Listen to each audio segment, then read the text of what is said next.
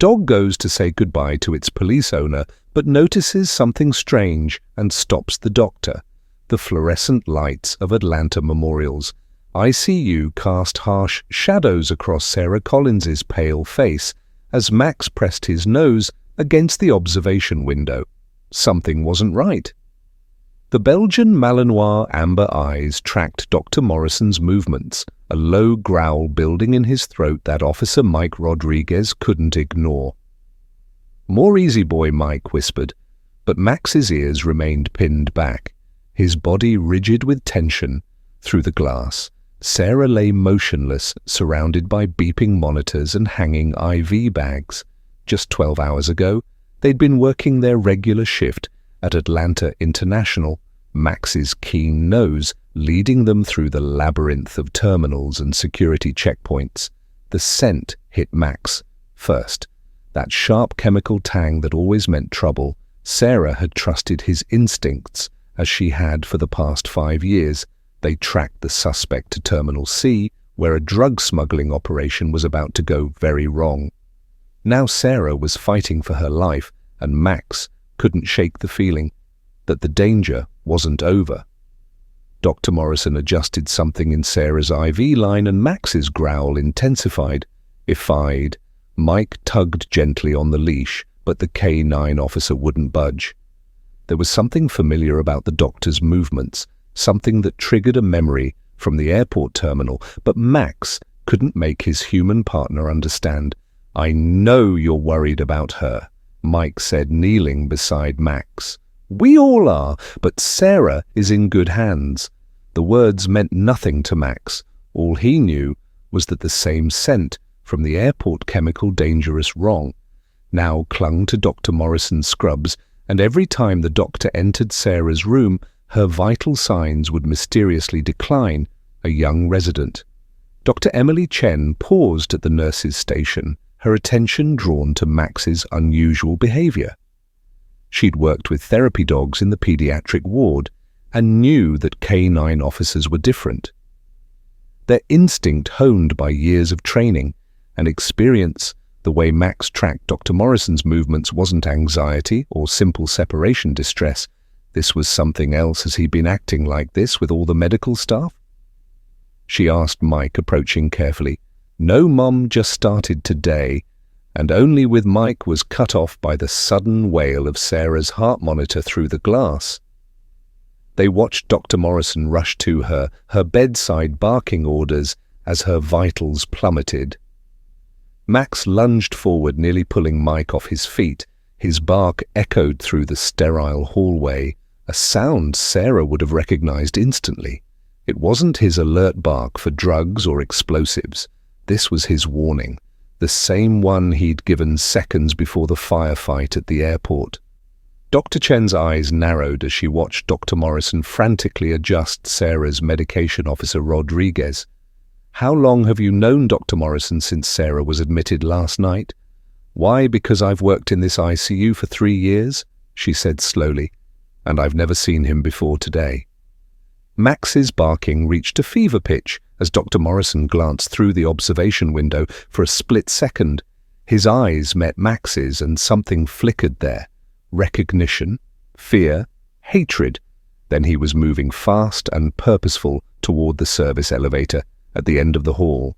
"Stop him," Dr. Chen shouted, but Max was already in motion. 5 years of training, countless hours of pursuit and apprehension drills, all leading to this moment. The imposter had hurt his partner. Once he wouldn't get a second chance. The elevator doors were closing when Max broke free from his leash. Mike's shout and Dr. Chen's gasp faded behind him as he raced down the hallway, his claws clicking against the polished floor. He had one chance to prevent what his keen senses had been warning him about all along. Sarah always said Max was more than just a police dog. He was her guardian angel as he launched himself through the narrowing gap of the elevator doors. Max knew one thing with absolute certainty. Guardian angels didn't take coffee breaks, and they sure as hell didn't give up on their partners. The last thing Mike and Dr. Chen heard before the elevator doors slammed shut was the unmistakable sound of Max's powerful jaws meeting their target, followed by a very human scream of pain and surprise. The hunt that began at Atlanta International was about to end in an elevator at Atlanta Memorial, and this time Max wasn't letting his quaw escape. Sarah's life depended on it. Blood dripped from the fake doctor's arm as hospital security pinned him against the elevator wall. Max hadn't let go until Mike's voice commanded release through the opening doors, and even then the Belgian Malinois kept his muscled body between the suspect and the exit hackles raised, ready to strike again. "Jesus Christ!" breathed one of the security guards, eyeing the torn sleeve of Dr. Morrison's scrubs. "That dog means business." Dr. Chen pushed through the gathering crowd, her face set with determination. Check his ID. Now she'd already called the real ICU attending physician, who was currently racing back from his lunch break at the cafeteria. The man they knew as Dr. Morrison had been in Sarah's room for nearly an hour, alone with her charts and her IV line. The security guard pulled a wallet from the suspect's pocket. The ID inside read, "James Wilson, orderly from a different hospital, entirely." Max's growl deepened as Officer Rodriguez read the name aloud. "Get a talk screen on Officer Collins's blood stat," Dr. Chen ordered, already running back toward the ICU and locked down her room. "No one goes in or out without my direct authorization." Mike kept a firm grip on Ma's leash as they followed her. The K-9 officer's training was wearing. With his instincts, he wanted to stay and guard the prisoner, but Sarah needed him more. The elevator doors closed on James Wilson's face now, twisted with a mixture of pain and something darker. He wasn't talking, but his eyes said enough. This wasn't over back in the ICU. Sarah's room had become a flurry of activity. The real Dr. Thomas Morrison, 30 years older than the imposter, and wearing a bright bow tie, was reviewing her charts with growing concern. "These medication orders," he muttered. "They're all wrong. Look at these dosages." Max whined softly, pressing against Mike's leg. The handler knew that sound. It was the same noise Max made when he needed to indicate something but couldn't bark or scratch to show location. Dr. Chen noticed too. "What is it, boy?" she asked, kneeling beside him. "What are you trying to tell us?" Max's gaze fixed on the small refrigerator in the corner of Sarah's room, the one used to store certain medications that needed to be kept cold. Dr. Chen followed his line of sight and moved toward it, slowly. "Wait," she said, stopping halfway. "Officer Rodriguez, could you have Max check this area, like he would for other substances?" Mike nodded, understanding. "Immediately. Search Max. Find it." The command released Max from his formal heel position. He moved methodically around the refrigerator nose, working overtime before sitting abruptly and staring at the unit's base, the universal K-9 signal target located. When maintenance removed the refrigerator's bottom panel, they found a small package taped to the compressor. Inside were several vials of clear liquid, unmarked except for a small symbol that made Mike's blood run cold. The same tattoo they'd glimpsed on one of the drug runners at Atlanta International before all hell broke loose. "Son of a Mike," whispered, pulling out his phone. "This goes way beyond a random attack. They followed her here," Dr. Chen murmured, documenting everything they knew, exactly where she'd be taken. The question was, how many more of them were there, and what exactly did Officer Collins stumble onto at that airport? Max's ears twitched. Footsteps, a shadow passed the door's window. The night shift was just beginning, and Max never slept on watch, and scared isn't the same as broken. Max remembered the first time she'd brought him a puzzle box filled with treats. Other handlers used simple food rewards. Sarah challenged him to think bad guys don't play fair. She told him, watching him work out the complex locking mechanism, "We need to be smarter, faster, and trust each other completely." A noise in the hallway snapped Max back to the present. His ears pricked forward. but it was just an orderly wheeling medication carts. Every member of the night staff had been triple-checked after the incident with the fake doctor, but Max wasn't taking chances. Not after what happened at the airport. His mind wandered again, this time to their first real bust together. They'd been tracking a suspect through an abandoned office building. When the floor gave way, Sarah had fallen, and Max had ignored every training protocol, breaking from his position to grab her tactical vest, with his teeth holding her until backup arrived. The department had wanted to discipline her for not maintaining K9 protocols. My dog rules. She said he made a judgment call. I'm alive because he thinks for himself. Thunder rolled outside the hospital windows, and Max felt his muscles tense. Storms always took him back to that night 6 months ago when everything had started to unravel. They'd been working late, Sarah reviewing cold cases while Max dozed under her desk. The file had been nothing special, a smuggling operation from 5 years back, but something in those papers had made Sarah's heart race. Max had smelled her fear before she'd even realized she was afraid. She'd made 3 calls that night, the first to her supervisor went straight to voicemail, the second to an unlisted number that Max had memorized. By the way Sarah's fingers shook while dialing, the third call never went through. That's when they'd noticed the black SUV following them home. A soft moan from the hospital bed jerked Max to attention. Sarah's fingers twitched, and for a moment her eyelids fluttered. Max whined softly, pressing his nose against her hand. The doctors had reduced her sedation, hoping she'd wake up naturally, but warned it could take time. She's fighting, Dr. Chen said quietly from the doorway, startling Max. He hadn't heard her approach. He was getting tired. Just like you fought, didn't you, when everyone else had given up on you? Max watched the young doctor check Sarah's vitals in the dim light. He could see dark circles under her eyes. She hadn't left the hospital either, working well past her shift to monitor Sarah personally. She reminded him of his partner, the same quiet determination, the same refusal to accept things at face value. I pulled her records. Dr. Chen continued more to herself than to Max. 5 years with the department highest arrest record in the K9 unit. But it's the small things that stand out, the notes about rehabilitating an aggressive dog, the complaints filed against her for excessive investigation of routine cases. She looked down at Max. You two weren't just doing your jobs, were you? You were looking for something specific, something that got a shot. Lightning flashed outside, illuminating the room in stark white. For a moment, Max saw another flash muzzle fire in a dark terminal, Sarah's body falling, the smell of gunpowder and betrayal. The same smell that had clung to the fake doctor's clothes. Sarah's fingers twitched again, and this time they curled weakly around Max's muzzle. Her breathing changed shallow, but faster, fighting to surface from the darkness that had held her for 2 days. Dr. Chen rushed to check her pupils. Officer Collins, Sarah, can you hear me? Max knew that look on Sarah's face, the same determination he'd seen the day she'd refused to give up on an angry, frightened dog that everyone else had written off.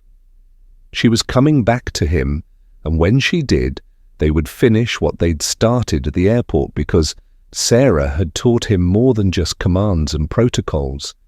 She taught him that some battles were worth any risk, that loyalty meant fighting even when the odds were impossible. And most importantly, she taught him that the most dangerous enemies weren't the ones who beat their teeth, they were the ones who smiled while reaching for the knife. Another round of thunder shook the windows somewhere in Atlanta.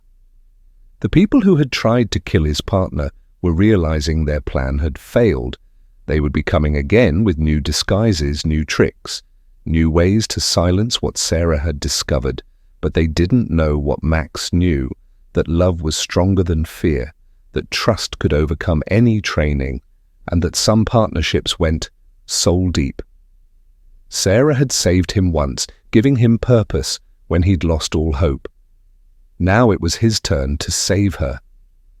He was backing away, positioning himself between them and the ventilation grate in the corner. The scent hit them a moment later. Bitter chemical wrong gas, Mike shouted, but Max was already in motion. He leapt at the nearest fire alarm, jaws clamping down on the plastic cover. The shriek of the alarm mixed with the sudden hiss from the vents. Emergency protocols kicked in. Instantly, fire doors slammed shut as the ventilation system reversed, sucking the contaminated air out of the building. In the chaos of evacuation, no one noticed the dark-suited men slipping away, or the unmarked vans speeding from the parking lot hours later in a secure wing of Atlanta General Hospital across town. Sarah Collins finally opened her eyes. The room was different, the view unfamiliar, but Max's head, resting on her bed, was exactly where it should be. "Hey, partner," she whispered. "Haley." Max's tail thumped against the floor as Dr. Chen rushed to check her vitals. "Did we get them?" Mike stepped into her line of sight. "Not all of them. Not yet. But thanks to Max, we've got enough evidence to blow this whole thing wide open. The FBI's real task force is involved now, the legitimate one, not those imposters from this morning." Sarah's hand found Max's ear, scratching that special spot that made his eyes close in contentment. "Good boy," she murmured. "I knew you'd figure it out," but Max kept one ear perked, one eye open. The game wasn't over. The people behind this had connections everywhere, resources they hadn't even discovered yet. And Sarah was still their loose end outside the new hospital room. Detective Martinez coordinated with genuine federal agents, their radios crackling with updates. The news was breaking across every channel: a massive pharmaceutical smuggling ring, corrupted military contractors, compromised airport security. Yet as the sun set on another Atlanta evening, Max knew the real battle was just beginning, because somewhere in the city a phone was ringing in a very exclusive office, and on the other end of that line someone was very, very angry that Sarah Collins was still alive. They had tried to silence her with bullets. They had tried to silence her with poison. They had failed. Max settled into his guard position, watching the new room's single door. Let them try again. This time he'd be ready. The emergency generators of Atlanta General hummed to life as the city grid went dark. One by one, entire blocks disappeared into the night. The blackout spreading like spilled ink across the skyline. Max's ears pricked up at the distant sound of sirens. "This is no coincidence," Sarah said. From her hospital bed, her voice stronger now. After 3 days of recovery, she'd insisted on keeping the lights off in her room, letting their eyes adjust to the darkness they're making. Their move, Dr. Chen checked the backup systems, controlling Sarah, as monitors, securities doubled on this floor. "And we've got genuine FBI agents at every—" She stopped as Max suddenly stood, nose working the air. The Belgian Malinois moved to the door, his body language setting off every alarm in Sarah's trained mind. This wasn't his alert pose for danger. This was something else. Recognition. Max Sarah started to sit up, but Mike gently pressed her back. "Stay down," he whispered, hand moving to his service weapon. "What is it, boy?" The answer came in a cascade of failures. First, the backup generators stuttered. Then the electronic locks on the secure ward clicked open. Finally, the computers at the nurses' station went dark, taking the security cameras with them. Well, a familiar voice drawled from the doorway. "Isn't this cozy?" Chief Richard Harrison of Atlanta PD stepped into the dim room, his badge catching what little light remained behind him. 2 men in tactical gear secured the hallway. The man Sarah had trusted as her supervisor for 5 years looked different now, colder. "Calculating you should have stayed unconscious." "Collins," he said. Closing the door would have been easier that way. Max's growl was pure thunder, but he held his position waiting for Sarah's command. She'd taught him that patience in the face of betrayal. How long, Sarah asked, her hand inching toward the nurse call. Button, how long have you been helping them move product through my airport? Harrison's laugh was bitter. Coffee and old regrets, your airport, that's always been your problem. Collins, to proprietary about your territory. Too many questions about cargo manifests that weren't your concern. Those drugs are killing people. Sarah shot back. Kids are dying from whatever cocktail your military friends are cooking up in those labs. It's bigger than drugs, Harrison said. Drawing his weapon, the pharmaceuticals, they're just the packaging. What's inside, he smiled, and it was all teeth. Well, that's what your four-legged partner kept sniffing out. Wasn't it something new, something that shouldn't exist yet?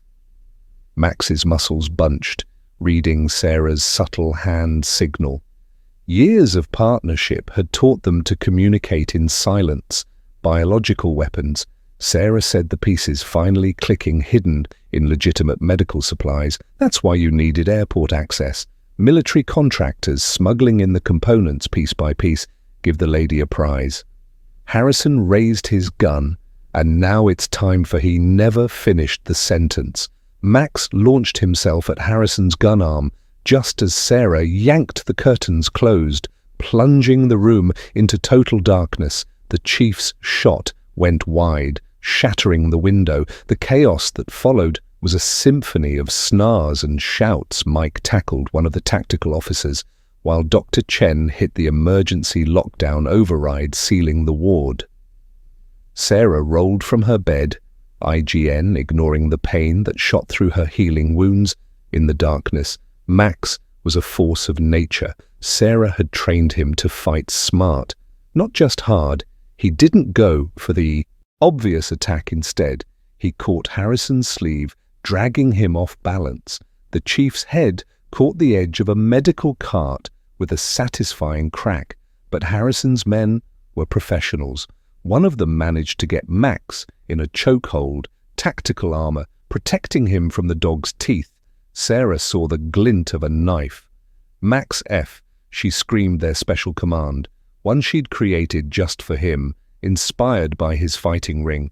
Past, Max limped for a split second, causing his attacker to loosen his grip. Then he exploded into motion, using the man's own arm as a springboard to launch himself at Harrison, who was struggling to his feet. The chief's backup weapon clattered across the floor, spinning to a stop at Sarah's feet. She didn't hesitate. Freeze, her voice cracked like a whip. Max held Max's jaws locked onto Harrison's shoulder, not breaking skin, but promising worse if he moved. The tactical team, seeing their lead app pinned, froze in place. The cavalry arrived moments later, Detective Martinez leading a joint FBI-ATF time task force that had been watching the hospital, waiting for exactly this play. As Harrison was cuffed and led away, he spat words at Sarah that made Max's hackles rise. You have no idea what you've started, he sneered. There are people above me, above all of us. They'll never let this see light. Sarah scratched Max's ears as federal agents swept the room. Maybe, she said, watching her former boss disappear into custody, but they've never dealt with a partner like mine. Hours later, as the city's power gradually returned, Sarah sat on her hospital bed with Max's head in her lap. Dr. Chen was treating the few scratches he'd sustained in the fight, but his eyes never left Sarah's face. You know what this means, Martinez said from the doorway. We'll need you both to testify. There's going to be pressure from places we can't even imagine. Sarah smiled, feeling Max's steady warmth against her side. Let them come, she said softly. We're ready, because that's what Harrison had never understood. Max wasn't just a dog with good training. He was a survivor who'd learned to fight against impossible odds, and Sarah, she was the one person who'd seen past his scars to the hero underneath. Together they were more than a canine unit. They were a promise kept, a trust unbroken, a love that no amount of corruption could touch, and they were just getting started. The morning sun painted Atlanta's skyline in shades of hope as Sarah Collins stood before the federal grand jury. 2 weeks had passed since the hospital showdown, and the conspiracy was finally unraveling. Max sat perfectly still beside her witness chair, his presence a steady comfort as she detailed the web of corruption they'd uncovered. It started with a scent, Sarah explained to the assembled jury. Max detected something unusual in a routine cargo inspection, something that didn't match any known drug profiles in our database. The evidence was damning. Chief Harrison's arrest had triggered a domino effect, exposing a network that stretched from Atlanta International's cargo bays to military contractors across 3 continents. The modified pharmaceuticals weren't just designer drugs, they were prototypes for something far more sinister. They were using legitimate medical supply routes to test bioweapons. FBI Special Agent Catherine Walsh confirmed. Standing beside a display of seized documentation, Officer Collins and Max didn't just stop a drug operation, they prevented a potential global catastrophe back at Atlanta Memorial Drive. Chen was implementing revolutionary changes. The hospital board had unanimously approved her proposal for an enhanced K-9 security program with Sarah and Max as special advisors. The days of vulnerable medical facilities were ending. Your partner's instincts saved more than just your life. Dr. Chen told Sarah during a training session they watched as Max demonstrated detection techniques to a new team of hospital security dogs. He showed us that sometimes the best medical breakthrough is a wet nose and a willing heart. The investigation expanded rapidly. Detective Martinez's task force uncovered similar operations at airports across the country. One by one, the corrupt officials and compromised contractors were falling. But Sarah knew the fight wasn't over. They'll try again, she said. During a briefing with the FBI's bioweapons division, different airports, different methods, but they'll try. Max's ears perked up at her tone. He'd been officially awarded the department's Medal of Valor, but the Belgian Malinois seemed more proud of his new, specialized tactical vest designed by Dr. Chen herself with enhanced armor and built-in detection sensors. Let them try. Agent Walsh replied, watching. Max worked with the newest K-9 recruits, thanks to you too. We know what to look for. Now every airport in the country is implementing your protocols. The changes were visible everywhere. Hospital security had been revolutionized, with K-9 units becoming standard at major medical facilities. Airport screening procedures were transformed, focusing on the indicators Max had first detected. Sarah and her faithful partner had sparked a paradigm shift in how America protected its most vulnerable points. Late that evening, Sarah sat in her favorite spot on the hospital's rooftop garden, a peaceful retreat Dr. Chen had created for staff and patients alike. Max lay at her feet, ever vigilant, but finally relaxed. The city stretched out before for them, its lights twinkling like stars. Fallen to earth, you know what, partner? Sarah scratched behind Max's ears, earning a contented sigh. Sometimes the biggest heroes are the ones who never stop believing in what they smell. Max's tail thumped against the ground. He might not understand the commendations, the press conferences, or the policy changes his actions had inspired, but he understood. What mattered? His partner was safe, their city was safer, and there would always be more bad guys. To catch a door opened behind them, and Max's head turned sharply before relaxing. Dr. Chen appeared with coffee, and more importantly, Max's favorite training treats. The FBI, I called, she said, settling beside them. They're expanding the program nationwide. Every major hospital and airport will have a C-9 unit trained in your methods. Sarah smiled, watching a plane take off from Atlanta International, its lights bright against the dark sky. Hear that, Max? You're starting a revolution. Max just nestled closer to his partner, his eyes scanning the horizon. He didn't need to understand revolutions or legacies. He only needed to know that wherever Sarah went, whatever challenges lay ahead, they would face them together. because that's what partners do, and somewhere in the city below, a cargo plane was landing its hold, filled with mysterious crates that needed inspection. Max's ears pricked up at Sarah's slight shift in posture. He knew that tone, that energy. Time to go to work. Some heroes wear capes, others wear badges, the best ones wear fur and follow their noses straight into history.